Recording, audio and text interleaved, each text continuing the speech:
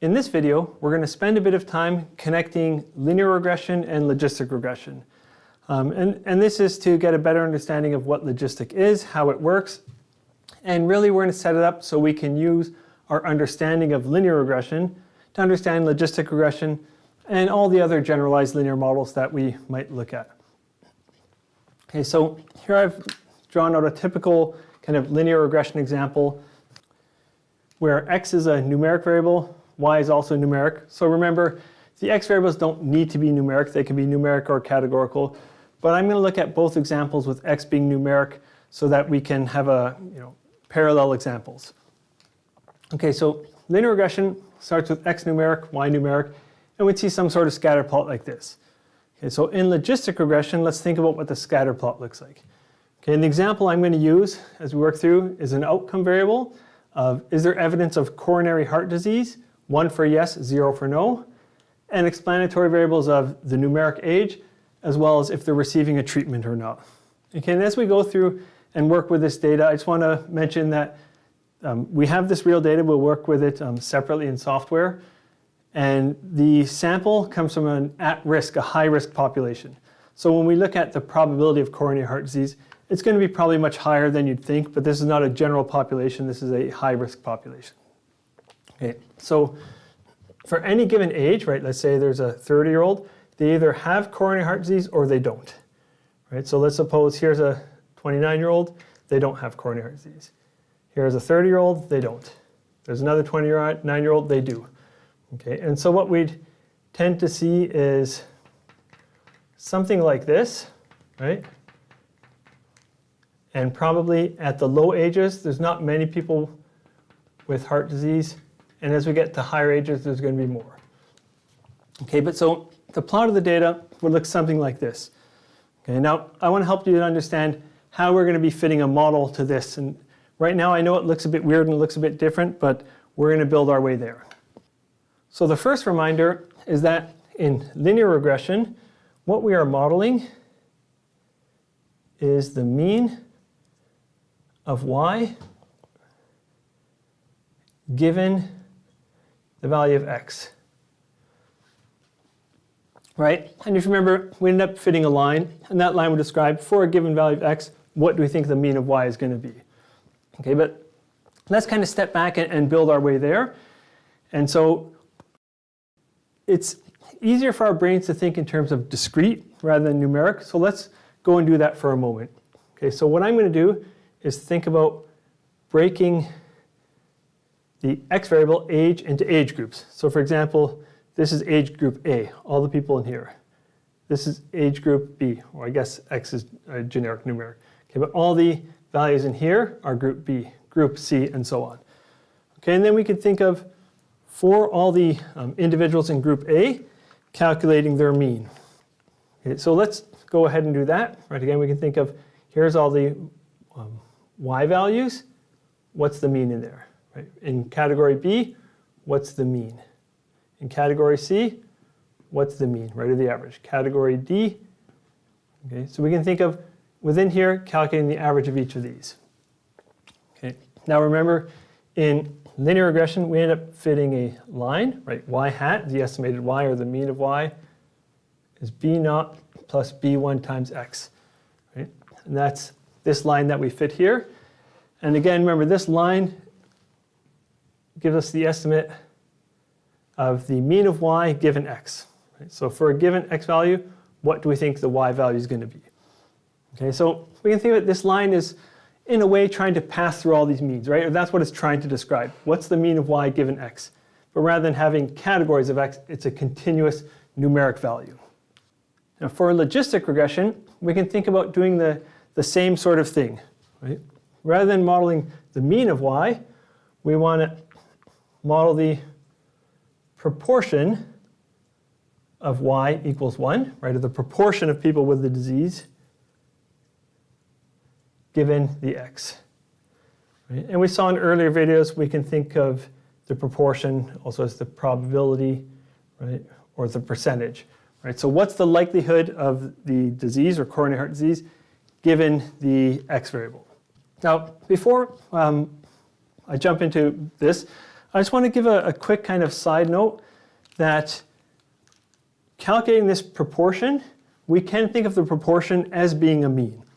Okay. Now let me get us there. Okay. So I just want to tell you the proportion is a special case of a mean or an average. Right. So let's suppose we have 5 people. Right. And we have no disease, no disease, disease, no disease, and no disease. Right. Now we could calculate the proportion. 1 out of 5 people have the disease. Or we could calculate the average of these zeros. Right? If we calculated the average, add them all up, 0 plus 0 plus 1 plus 0 plus 0, that's 1, divided by the total. Right? So just what I'm trying to show you here is that the proportion, right, who have the outcome, in a sense is a mean.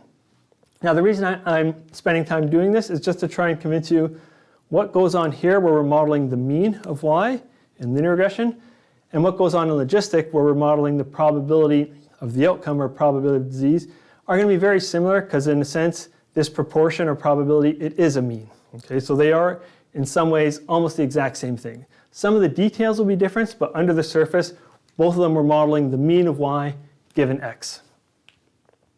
Okay, so now let's get back to thinking about how we do that. Right.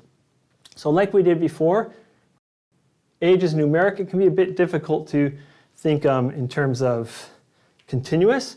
So let's just think of if we broke this into categories, okay, like we did before. Okay, so again, here's age category A, age category B, and so on. Okay. Now what we could do is within age category A, say one person has coronary heart disease, let's just suppose 10 didn't. Right? Or let's say 9. 1 did, 9 didn't, 1 out of 10 did. Okay, so at 0.1, right, or 10%, I'm going to put a p hat. That's the proportion with the disease in this category. If we went up to category B, calculate it for B, for C, for D. Okay, so like we did here before, calculating the mean within each category, we could calculate the proportion, which again is the mean, right? But calculate the proportion with the disease in each category. Now, what we want to do is, again, fit some model through this. Okay? Now, you can already see we could think about fitting a line like we did in linear regression, but you can see there's going to be problems with that. Right? The first is if we fit a line, it's going to go above 1, it's going to go below 0 at some point. Right? And you can't have a 120% chance of a disease or a negative 30% chance of a disease. Okay? So we need some model that's going to stay between 0 and 1. And we can also see, if we try and draw a line through those, okay, they often tend to have this sort of S-shaped curve in that the risk of disease at young ages doesn't change very much. Right? Your risk of having coronary heart disease at 20, 25, 30, 35 is going to be pretty similar. Then once you hit some age, maybe 40, 45, 50, 55, it's going to start increasing more rapidly. Right? And then quite often it tends to flatten off at some point. Okay, so we want to fit something that describes the probability of the disease given the x. Okay. And without giving you any mathematical justification for it right now, okay, because we're just doing a very brief intro to logistic regression. In a separate course that's on regression modeling, we'll dig much more into the fine details. Okay, but we're going to model this, again, p hat, right? P hat being the probability of the disease is e to the b0 plus b1 x. Okay. Now, maybe a tiny bit of justification. You can see this exponential. What that's going to do is, right, exponential functions are always greater or equal to 0. So that's going to give us this up part. And then over 1 plus e to the b0 plus b1. Okay, that's going to give us this bound, keeping it below 1. Okay, and again, we're not providing much mathematical justification for it right now. Okay, so continuing on to get into this idea of generalized linear model, we are going to see we're going to be fitting very similar to what we did here. We are going to fit a line in some way. We saw we can't do it to the probability of the disease, right? Because we need that to be bound between 0 and 1, and it's often not a linear relationship. But without too much mathematical justification. I'll give a little bit now, and in a full course where we examine logistic regression much more deeply, we'll get more into this. But first, if we take the odds of both sides, right, when I say both sides, I mean this here. So rather than the probability of disease, if we take the odds of disease, and again, a quick refresh on odds. Right? Probability is how often does something happen. The odds are how often does it happen to how often does it not happen. A ratio of occurrences to non-occurrences. Right? In English, we tend to use the words probability and odds interchangeably. Mathematically, they're slightly different things. Right? If something has a probability of 3 out of 4, where it happens 3/4 of the time, the odds are 3 to 1. 3 occurrences for every 1 non-occurrence. Right? 3 over 4 divided by 1 over 4. Okay? So rather than looking at the probability, if we were to take the odds of both sides, then we're to take the natural logarithm of both sides. Okay, so let me write that down here. If we were to do that mathematically, what we'd end up seeing, the log of p over 1 minus p, again, which is the log of the odds of the disease. Right? So rather than the probability of the disease, let's just write that so we're a bit more clear. The log of the odds of the disease, what's going to happen to this side when we take the odds and then the log of that is it's going to come out to look like this. Okay.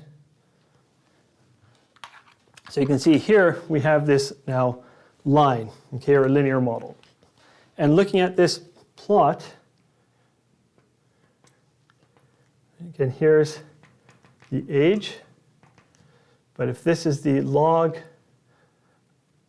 of the odds of the disease, right, so again, rather than these, if we were to take the log of this, whatever number this is, divided by 1 minus whatever that number is, right, and plot it here.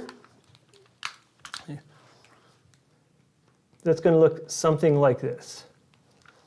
Right? And then we're going to be fitting a line through that. Okay, no. So these two are the exact same model, but we can think of, we're modeling the probability of the disease using this logistic shaped curve, this sort of S-shaped curve, which with a little bit of math, rather than the probability, if we were to take the log of the odds of the disease, that is a line on that scale. Okay, so it's this S-shaped logistic curve on the scale of probability of disease. It's a line on the scale of the log of the odds of the disease. Okay, now you can see from here, things look pretty similar. Okay, so logistic regression is going to be pretty similar to how we worked with linear regression in that the right-hand side of these equations are the exact same, right? They're both lines or linear equations. What went on here, taking the log of the odds of the outcome rather than the outcome itself, is this sort of generalization in the generalized linear model. Now, in a separate video, we'll look at working with these model equations, using them to predict, right, estimate what's the probability of disease, estimate odds ratios adjusted for confounding. So we'll continue on with this example and look at the model output itself and working with that. Thanks for watching. Isn't statistics awesome? It is for my dad.